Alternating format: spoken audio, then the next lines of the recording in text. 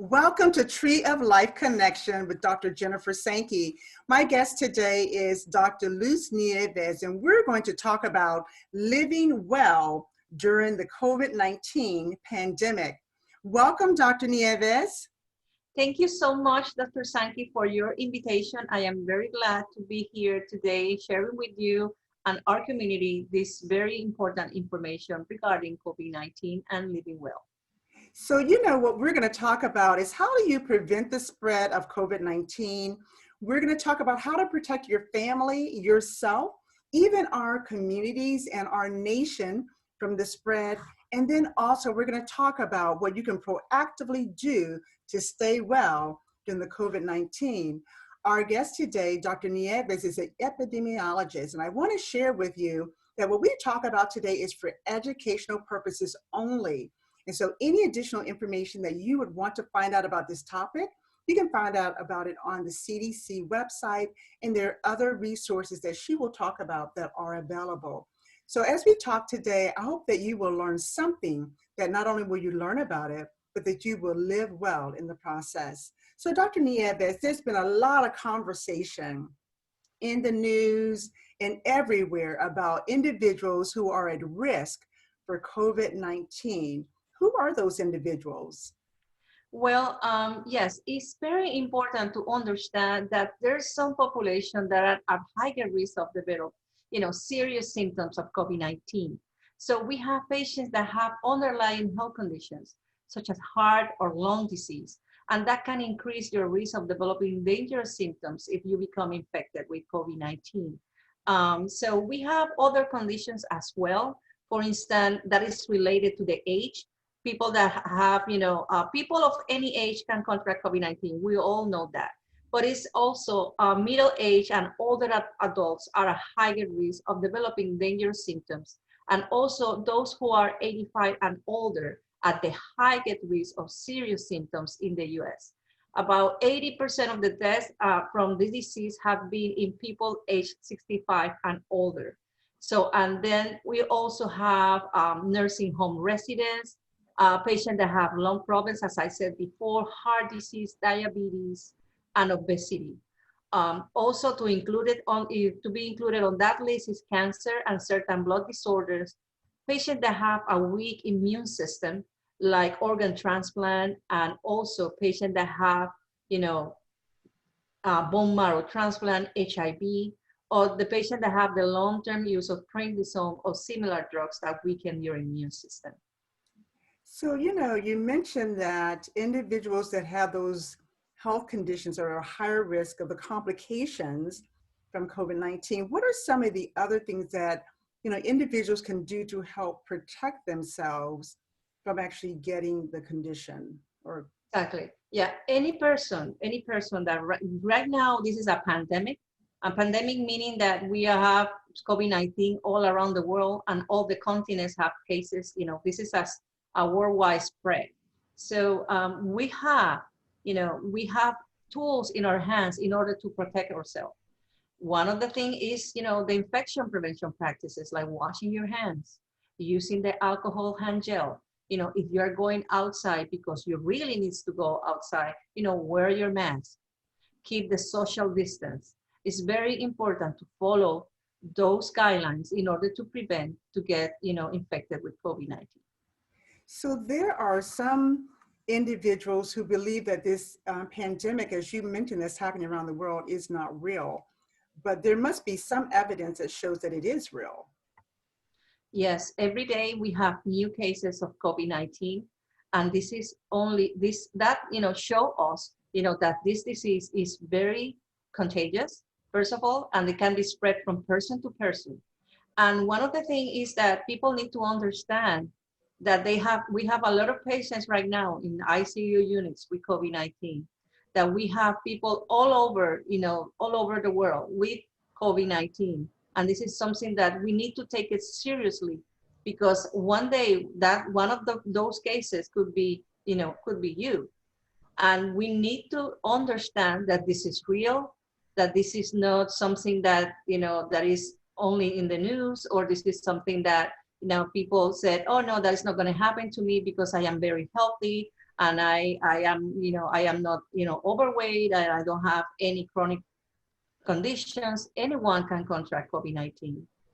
The thing is that we need to be prepared. We need to protect our family. We need to protect our community. We need to follow the CDC guidelines regarding for the prevention of COVID-19. So you mentioned that, individuals who have underlying conditions are at risk. What about those? I mean, I think about the patients that are in the nursing homes. Are they also in that category of being at a higher risk of getting the COVID-19? Definitely. Patients that are in nursing homes are living in a congregated, community with everyone is together, and they are living in a close community. And those patients are in a nursing home because of their age, or because of, they need, care by a caregiver, 24/7. And they have concomitant conditions that may place them at risk of develop COVID-19. So that is very important to keep that community safe, because since they are, together in a small place, they can, get infected very easily if they don't follow the infection prevention practices. So what about children? I know that in the beginning, when the news first came out, they mentioned that children were at, less risk of getting the COVID-19. What are your thoughts about children? Well, we need to protect our children as well. The thing with children is with COVID-19, the cases that they have seen in children that have been more mild than the cases they have seen in adults. Nevertheless, we need to continue to protect our children, especially the children that are attending school, face-to-face classes, because they need the schools are following the infection prevention practices. And let me tell you, the schools have very strict guidelines in regards to COVID-19, in regards to the teachers, in regards to the children, and they have a very robust program that they are following in order to keep the children safe. So it sounds like one of the ways, there's several ways that we can prevent the spread of COVID-19. And I would say, the first being actually just following the CDC guidelines of wearing the mask, washing hands, social distancing, minimize that contact, with individuals, or actually eliminating that contact with individuals who may be infected with it. And then also just being mindful that if you have underlying conditions, that particularly like hypertension, diabetes, cancer, that you really take the precautions, extra precautions, to make sure that you stay well and that you stay safe. Let's talk a little bit about when someone gets infected with COVID-19. Dr. Nieves, I've heard a lot about tracing, and I want to understand that just a little bit more. Tell us about what is tracing, why is it important, what information are they collecting? These terms, some of these are new terms to our audience. Yes, contact tracing is one of the ways that we have in order to stop the spread of the disease.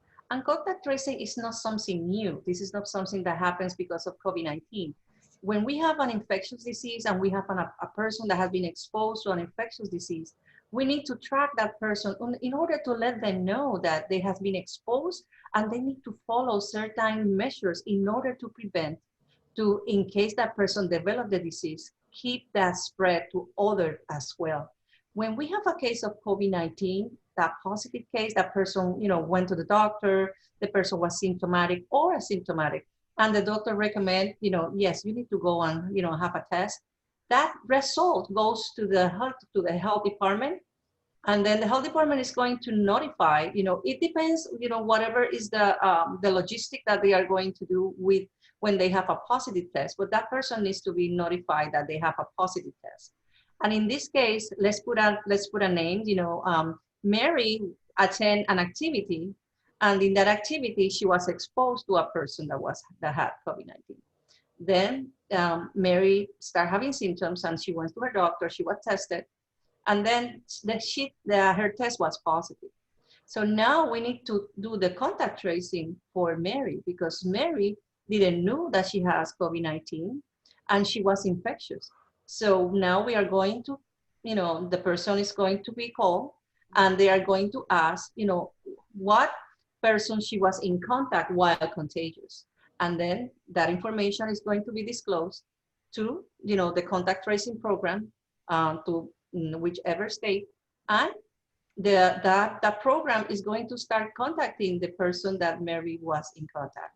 So, and then this is like a chain, and then after that, the person that Mary were in contact is going to be there, is going to be placed on quarantine for 14 days, because 14 days is the incubation period for COVID-19. The information that Mary gave to the contact tracing program is not going to be revealed. That information never is going to say back to the person that was in contact with Mary. So, there's a change of confidentiality, and that person will never, never, never know who that person was in contact. So it's very important to understand that if you receive a call from a contact tracing hotline, please answer the questions that the person is asking you and accept to be traced for 14 days. You can be traced by sending you an email and then you answer the email, or you can receive a call, or you can receive a text message, and then they are going to ask you for symptoms, signs and symptoms of COVID-19 for 14 days. And then after 14 days, if you don't have any symptoms, you are going to be released. And then, always telling you that, keep social distance, follow infection prevention practices, and so on. But that needs to be done with every person that Mary was in contact. Why? Because this is a very infectious disease, and they want to trace every single person in order to stop the spread of the disease. So, that many states are opening back up. Mm-hmm. Their restaurants, their bars, their everything. They're opening the state back up. They've moved into different phases of reopening. And so people are having gatherings. I mean, we see people at the park, we see people in homes, we see people in many places where they're gathering again. And so what you're saying is, if I'm going to use the example you gave, Mary, if Mary went to that birthday party and she began to develop symptoms, and then she was tested positive, everyone at that birthday party would have to be tested. Is that what you're saying? Well, not essentially, because the only ones that are going to be tested, that's why it's so important contact tracing, Dr. Sankey. Because in the contact tracing, that person is going to be called every day, or it's going to receive an email, a text, or a phone call. And that person is going to be asked if the person has symptoms. And if the person has symptoms, then that person is going to, the other person, the contact tracing program is going to ask that person to please get tested. Okay. So it's not the only person, it's not that because they were exposed to Mary, they are all going to be tested, except that if one of the person that was exposed to Mary is a high risk population. Okay. In that case, they recommend, to be tested even though the person doesn't have symptoms yet. So we actually can be proactive mm-hmm. and request testing if we know we've come in contact with someone that has been positive. Is that correct? Well, CDC does not recommend people to be, to get tested without any symptoms. Okay. Unless it's required by the employer, or remember, for instance, when persons work for a nursing home, okay. or for a hospital, now they are doing testing, periodically, in order to, prevent any kind of unnecessary exposure. However, it's very important to understand that testing yourself repeated time just to see if you have COVID-19 or not is not the best advice. Before that, think about, following the precautions for avoiding, COVID-19. Like, for instance, to avoid large events and mass gatherings, to avoid close contact, within 6 feet or about 2 meters with others, and avoid anyone who is sick. So stay at home is possible, keep your distance, cover your face, wear a mask in public spaces, such as the grocery store. If you go to your supermarket, if you go to any place that you really need to go, always cover your face. Now it's mandatory. If you have a cold, or if you are sneezing or something like that, please cover your mouth when you are cover your mouth when you are coughing with a with a, with a napkin, and try to avoid crowded places. It's very, very important, in order to avoid getting COVID-19. So I'm glad that you clarified that because many people want to keep getting tested and tested and tested because they're nervous about maybe they were in a crowd or in a location where someone else Mhm. tested positive, and so they want to get that testing as well. So when it comes back positive, you mentioned there's 14 days that someone has to go. Is it 14 days that they go into quarantine, or how does that work? Yeah, if you have been in contact with a person that have COVID-19, then you have been notified of that. You need to follow quarantine, and quarantine means that stay at home for 14 days, and then check your temperature twice a day to see, and follow, if you have any symptoms, contact your primary care provider. And if you belong to a contact tracing program, they already told you that if you develop symptoms, also to call them to let them know, because a lot of states have places that you can go and have your COVID-19 test, free of charge with no cost. And also they have places that you can go to look for medical care. And it's very important to let them know also that if you get sick, even you are going to an ED, you have to let them know that you have been exposed to a person with COVID-19 and you have symptoms, in order for them to get prepared to receive you. So that 14 days is very important because it's the incubation period for COVID-19, and you can develop the disease on day number 2 or day number 10 or even day number 14. So that's why that 14-day period is very important to be followed. You mentioned about going to the emergency room, and I know that many times people are reluctant to go to the emergency room to get any type of care, particularly now since we're in this COVID-19 pandemic. Mhm. But what advice would you give as far as when people should go to the emergency room? Because, there's one school of thought is wait till you get real sick to go. And then Mhm. there's another school of thought that you go as soon as you have the first symptom of maybe lack of taste or smell. What would you advise? Well, when the person, for instance, if the person starts with mild symptoms, the person can call the primary care physician. And let me tell you, a lot of primary care offices and hospital organizations, they have virtual visits, and that virtual visit can be done at the comfort of your home. You Yes. can call the doctor. This doctor send you a link, and then you are going to see your doctor. Doctor, I have fever. I have this. I have that. But then, when you start having trouble breathing, Yes. when you start having, the person is confused, the person is tachycardic, the person is having other symptoms that needs to be seen by an ED doctor or by a doctor immediately, they need to go to the ED. Some people are dying alone at home because they don't want to go to a hospital. That should not be happening. You need to recognize what are the signs and symptoms of an emergency situation that deem necessary to go and visit an ED. If your So, symptoms are mild, I'm sorry. go ahead. Yeah, if your symptoms are mild, a lot of patients have mild symptoms. You can call your PCP and then you can have a virtual visit, or, and they will let you know what to do as well. Every single office is prepared, and the staff is prepared to receive patients. Some hospitals, some doctors are more strict than others, but the thing is that please recognize and learn, what are the symptoms that are the ones that you say, hey, you know what, I think I need to go to the ED because I am, getting worse and worse as time passes, especially the high risk population, as I mentioned before. So I'm hearing you say that living well during the COVID-19 pandemic really is in our hands. So when we're not feeling our best, when we're feeling those symptoms, that we can call our PCP, have a visit with them and allow them to do that assessment versus waiting until we go have maybe respiratory distress. Mhm. And then that may, lead to other complications associated with the COVID-19. You Yes. mentioned the 14-day quarantine. I've actually heard of families, Dr. Nieves, whole families that were in quarantine. And so how does a whole family in one house, really quarantine? That's what I want to hear about.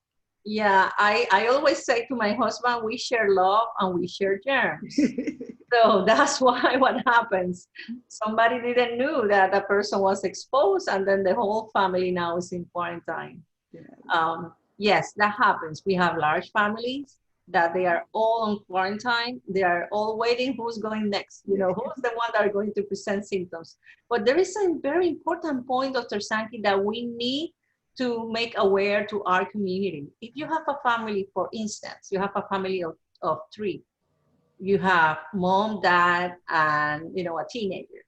And mom was the first one that had COVID-19. Mom is going to follow 10 days of isolation. And then after mom finishes isolation, those 10 days is when the quarantine is going to start for the family member. Meaning that, for instance, if mom start with symptoms on, October the 5th, mom is going to finish isolation on October 15. And then on October 15, dad and the teenager is going to start quarantine. However, there is a very important point that some people do not accept, is that if dad start with symptoms, then that time that they had already, that they already have from the quarantine, from the 14 days, is going to stop.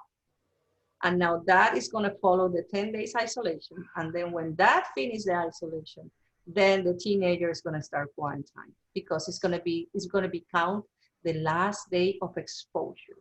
And if they cannot avoid, being with each other within 6 feet and following strict isolation, that is going to happen. So it's very important to keep your distance. Even though they are family members and they love each other dearly, they need to keep the distance. They need to follow the infection prevention precautions, because the probability of being infected because of case number 1, who was mom, is going to happen. So we need to be aware of that, and we need to be aware that this is real, and that they need to be, monitoring their symptoms while they are on quarantine for that precise reason. Well, thank you for giving that example, because many times we think, you're right, we're in the same household, we're family, we share the same, germs. But at the same time, it's really important to continue to maintain those precautions. Social distancing, wearing the mask, washing hands. Even though we're family, we must do those things in order to prevent the spread and in order to protect other family members and our society. Let's talk a little bit about what your thoughts are regarding the precautions to actually stay well. Now, there's many things that we've talked about as far as the CDC, but there's some things that individuals have to make a decision about individually to stay well. What are your thoughts about that? I think that, we have every single tool in our hands in order to be well. So this is evidence-based practices, Dr. Sankey. This is not something that comes out of a magician hat. It comes because the CDC has done studies, and this is worldwide. This is not something that is happening here only. We have enough evidence, with the infection prevention practices for decades, to follow the infection prevention practices work. Yes. So, continue following the CDC guidelines, continue following the social distance, wear your mask, use the alcohol hand gel, wash your hands, always, and then, you see that it's going to be a positive effect in our health if we follow all the guidelines regarding, for the prevention of COVID-19 in our house, in our community. So we have the tools in our hands, and that's what we need to look forward. There's a lot of talk about not only the pandemic, but the flu that is actually, we're entering or actually in the flu season. Yes. And so I know there's a lot of discussion regarding that. And I would love to hear your thoughts on, how does this pandemic and flu season, particularly, how do we stay well? Yeah, it's very important to understand that we are in flu season. Okay, and then now we have what is called the twindemic. The twindemic? Yes, twindemic. Are they twins? Now we are twins, So twindemic is when 2 different respiratory viruses collide. So now we are going to have 2 different respiratory viruses that are going to be present in the population and may cause a lot of concerns to the healthcare providers due to the similarities of their signs and symptoms. We know that COVID-19 is caused by the coronavirus, by the SARS coronavirus 2, But the influenza is another virus, and it's a respiratory virus as well. It's caused by influenza A and influenza B. So that is very interesting that we're going to have that now. And we need to be aware, because now instead of being it's cold or flu, now it's going to be COVID or it's going to be influenza. So we need to know the symptoms of COVID-19, and then we need to know the symptoms of influenza. And the good thing is that now the CDC is now have a test that is going to be available, and then that test is going to be like a respiratory panel that we are going to be testing for influenza and COVID-19 on the same sample. And so, CDC is already ready to to work with this pandemic and with this twindemic that we are waiting. So, but you know what is the good thing about this? What's the good thing? This is good news. In countries like South America, they are doing studies, and now, the rate for influenza is very, very low, meaning that, the use of the mask, the use of the social distance, and also to follow the infection prevention practices that we have been doing since we start with this pandemic in the United States, is going to have a protective effect for the new cases of influenza. Wow. So they are both respiratory viruses, and they are both following the same measurements in order to protect themselves. So the measures that we are taking for COVID-19 is going to be very, very, very helpful to protect, for the appearance of a lot of cases of influenza like previous years. Well, when I worked in the hospital setting, every year there was this big push for, employees getting the vaccine, and that was one of the ways that they said that would help to prevent the influenza vaccine, prevent the influenza, the symptoms, or just acquiring it. What are your thoughts about that? Well, that there's differences and similarities for COVID-19 and influenza. And, for instance, if we look at COVID-19 does not have a vaccine. They are working very hard for a vaccine. And influenza have a vaccine. Mm-hmm. And COVID-19 treatment is still on research, but for influenza, we have a treatment for early stages. And right now they are using for COVID-19 medications that are out of label. So they are used for humanitarian reasons. For influenza, we have FDA approved medications. So the incubation period for the COVID-19 is from 2 to 14 days, up to 20 days in critically ill patients and immunocompromised. But then in influenza, the incubation period is 1 day before symptoms started, up to 5 to 7 days. COVID-19 is mild in children, but is severe in children. And we both have diagnosis tests. What is the best thing that I can recommend?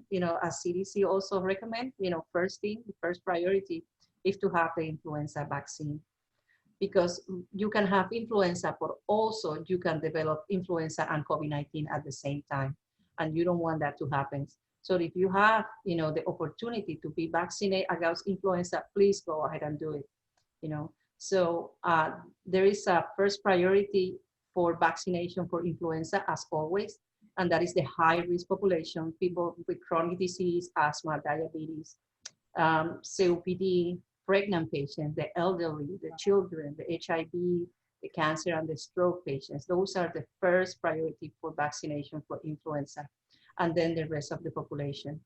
So for COVID-19, the best practices, wear your mask, avoid crowd spaces, keep your surfaces clean, follow isolation or quarantine precautions. So if we follow all those best practices, I know that the probability of getting infected, is lower, and also the probability of having the influenza after being vaccinated is lower.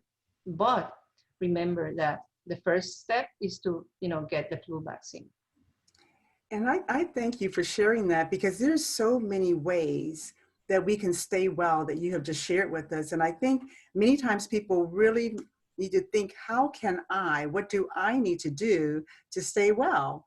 And many times it is eating the right foods, getting adequate rest, drinking a lot of water to flush all those toxins out of the body, Even this week, I heard about getting out into the sunshine, the importance of Yes. how sunshine, now, granted, you want to get out the sunshine every day and make it a practice before you get sick, but Mhm. certainly sunshine has a way of just actually removing impurities from the body and toxins from the body. And activate your vitamin D, which is a Activating that protective vitamin D. vitamin. Yes, activating vitamin Exactly. D, which the body does not make.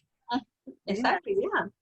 Yes, so, sunshine, water, exercising, again, that's another way to, release toxins from the body and sweating them out, you know, that's also another way.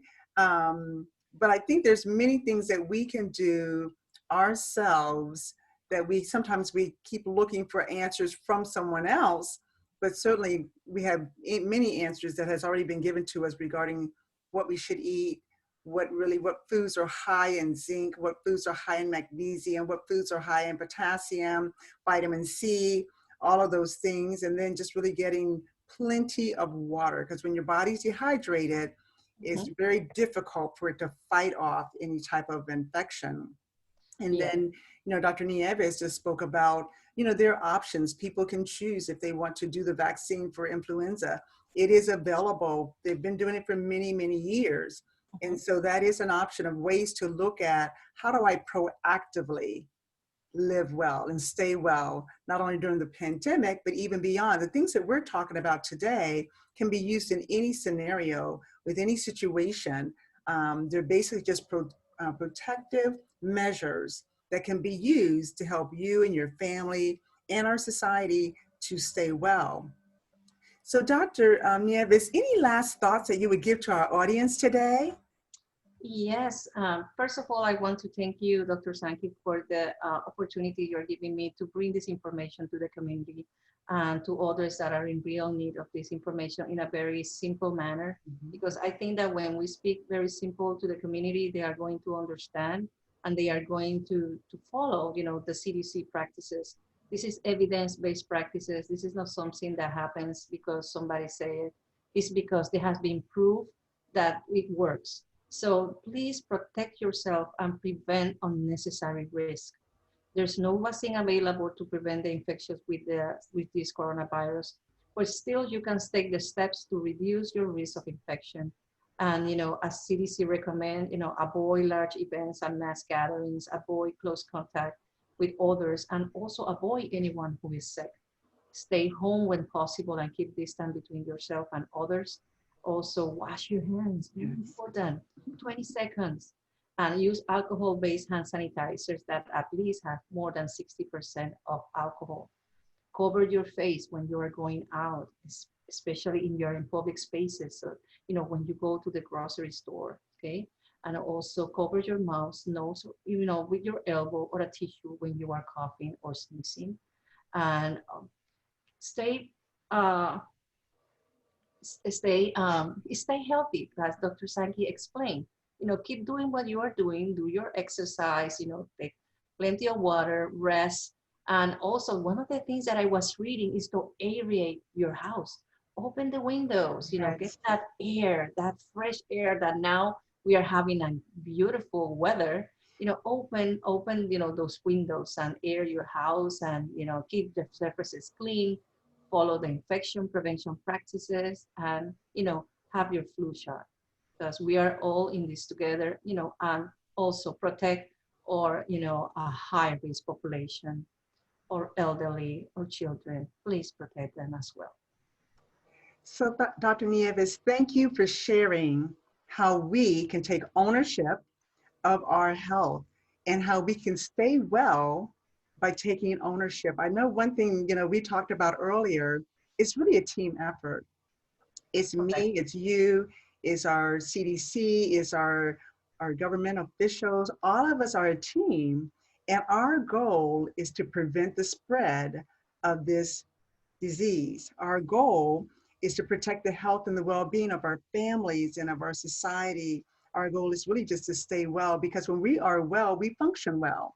And so there's a verse in the Bible that says, where the people lack of knowledge is where the people perish.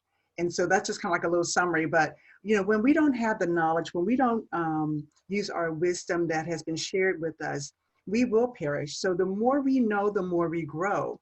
The more we know, the more we can share with others of how to stay well. It is my prayer that the message and the information that you heard today from Dr. Nieves, who was so kind to share with us, how can we take ownership of our health so that we can live well, stay well during the pandemic and beyond. Thank you for joining Tree of Life. Until next time, be blessed.